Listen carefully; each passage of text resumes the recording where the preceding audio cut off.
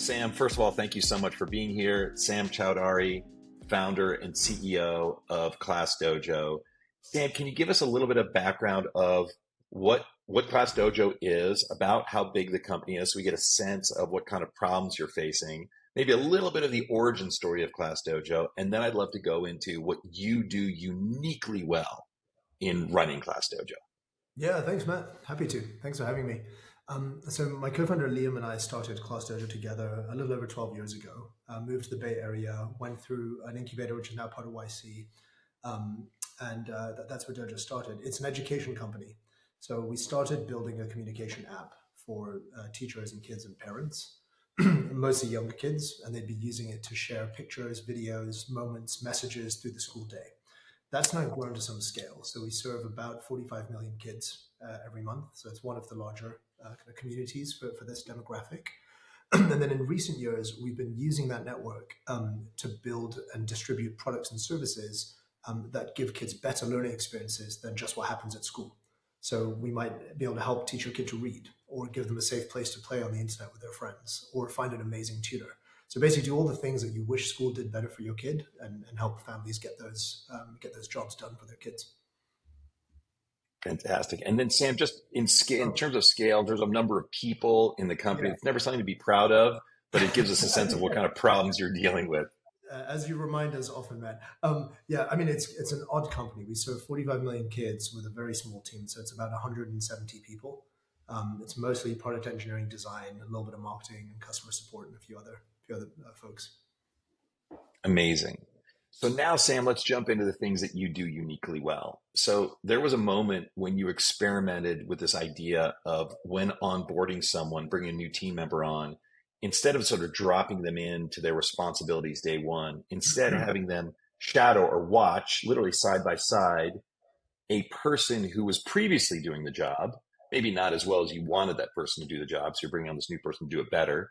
And then, but giving that person 30, 60, 90 days, whatever amount of time it was, to shadow the way the previous person was doing the job, so that this new person can start to understand how ClassDojo works, who the customer is, what their problem is, what your solution is, how you operate internally, before that new person is being put on the spot to make decisions, which then later probably are really difficult to unwind. And can you please tell us about the first time you experimented with that technique, how it worked, and then whether or not you use it now, what the results of that experiment were? Yeah. So we've been through a few iterations of onboarding. Probably in the early days, like a lot of people, yeah, it was just join the team. Here's what we want to do in the first 30 days. Let's get going. The second iteration, which I wrote for the company, was much more structured. I can show the doc if you would like, but we call it the onboarding standards document. And I'll pull this up for you just so you can take a quick look. Great. Here we go. So this doc started to lay out in a more structured way.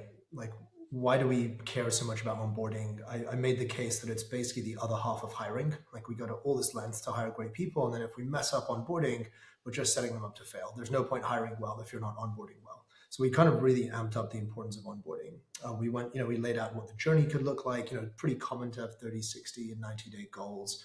We had a bunch of standards we want you to hit, which are aligned to our values. We check in on these standards. I think it's every week for the first 4 weeks. Bunch of checklists. So none of maybe some of this is new, but this was us maybe 5 years ago, let's say. We got to some flavor of this kind of onboarding checklist, and it's kind of got better and better over time. The usual 30, 60, 90-day goals that we check in on, and so on and so on. So the big innovation, or the latest innovation in that, was shadowing.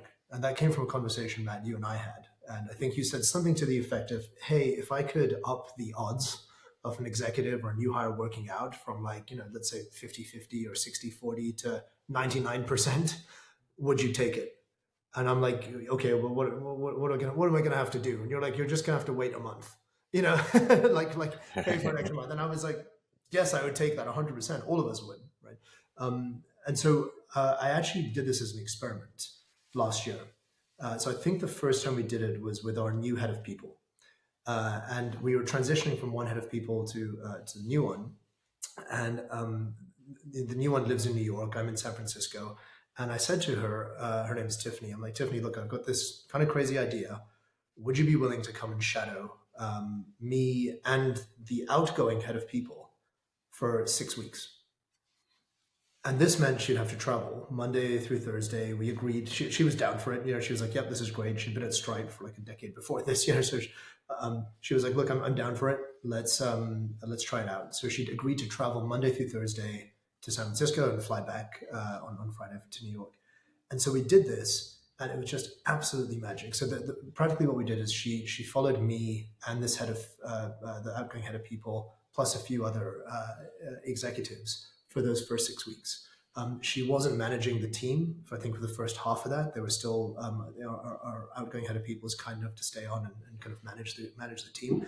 But what it meant was that Tiffany got like an X-ray look into everything in the company, and she would just be sitting in the meeting.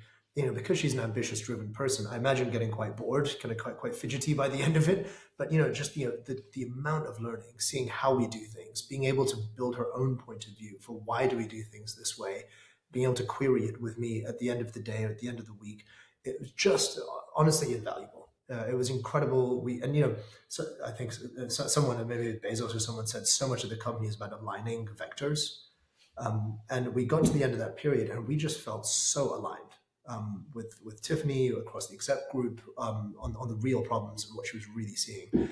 And so we did this experiment, and she was like, "Wow, that was amazing." We then did another experiment with a few of the ICs on the team, and we got a bunch of feedback, and they said by far the most valuable thing about their onboarding was the shadowing period that they did. And so basically at the end of last year, we made it, okay, this is the default now. This is everybody in the company does in-person shadowing. Amazing. And then, so thank you for that. That's awesome. What a great experiment. And thank you for sharing the results. A few questions about the details. You said that you have the incoming person, or at least you said Tiffany, shadow both the outgoing head of people and you. Yep. So how did she do that? Because obviously you're in two different places doing two different things. So Yeah. how did she split her time? And, Yeah. or maybe in hindsight, what would be the best way to split Mm. time? Yeah, I mean, I won't have the counterfactual, but the way that worked for us there was we had the outgoing head of people for, I think, 3 weeks. And so Tiffany spent most of her time shadowing the people team interactions for 3 weeks. After that, and there were a few of my meetings she shadowed, a few of my one-on-ones, a few of the other meetings that I was in. After that time, she switched more to shadowing the parts of the people job that were still coming to me or coming to other parts of the organization. So the way we thought about it was, what are all the things that we hope this person owns, and who is doing those jobs in the company today? Um, Big bunch of it was obviously the people leader, but there were other parts that were coming to me. Maybe it's hiring an executive was coming to me, or maybe figuring out engineering comp was coming to the engineering leader. And so she would just shadow that person in what they were doing at the time. So I think it's a little pragmatic, but that's how we did it. Makes sense. And then you mentioned one thing. You mentioned she sat in on our few your one-on-ones, and this is a big question that people have. This is where people have fear that they're like, "Wait a second, man, how can I have one of my reports who's brand new suddenly sitting in on my one-on-ones with my other reports who've been reporting to me for years, and Yeah. all of a sudden this feels invasive, and isn't this report going to be offended by this?" And what was your actual experience? I think with so many of these things, the fear outstrips the reality.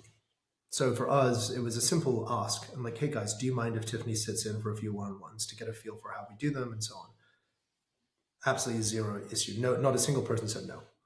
And we are, I think, on balance, a pretty candid organization. And we may talk about that in kind of a future segment. But uh, I had that fear too. I was like, oh my god, people won't want this. People think it's weird. Nobody thought it was weird. They're like, totally cool. Let's do it. Amazing. And another person might think it's weird is Tiffany. When you first shared with her this idea, what did she think about, coming into a new job and instead of starting day one, she's being asked to shadow people for 6 weeks? What was her reaction to that? Because that's another fear that CEOs have. Like, wait a second, if I suggest this to this new candidate, they're going to be offended that I don't trust that they have enough experience to do the job day one, and they won't even want to join the company. Yeah. What was her Um, reaction? It's almost the complete. I mean, she's also in the dojo tradition, kind of a weird person, but she was very much up for the experiment. She was like, okay, cool, let's give it a go. Let's see how it feels. And I think generally that open mindedness is quite important for me and my leaders. So she gave it a go and it just kind of worked out. Awesome. And it turns out, Sam, that that's actually the reaction that every exec has when they join, actually Yeah, every new hire. Because yeah, what happens is they fear failing in this new job because the one thing that no employee ever wants to have is to get fired. And they all know that the most risk is like those first 90 days when they have no clue right. what they're supposed to be doing or who the people are or how things operate. And that's when they're most at risk. So if you offer them a way of saying, hey, you have zero responsibility and you're just going to learn in that period of time, they take it every time because that guarantees their success, which is I what they think, want. I think that's exactly right. I think a lot of it's easy to get into the mindset of, oh my God, I'm imposing this ask on you, but it really is a win-win. And I think like really good execs and leaders realize that, like, oh, this is a way for me to get under the skin quickly. That's awesome. So then one other question, Sam, is that in the case of Tiffany, it turns out there were some pieces of her job that you were doing. So she shadowed the head of people, outgoing head of people. She shadowed you on all of her job. Yeah. But what about the case where you're not doing any of the job? So the person coming on is they wouldn't shadow you at all if that were the criteria. Would you miss something if it's a direct report of yours if they didn't shadow you at all? Is there something positive that happened between you and Tiffany because she shadowed you, in addition to the fact that she was watching the part of her job that she was going to be doing? Yeah, Was I there think any so. kind of trust that got built between the two of you because of it? Yeah, I think so. I think yeah, this thing of kind of just being very open and inviting people all the way in for me that's been a really good way. People think often, well, once I trust someone, then I can be vulnerable with them.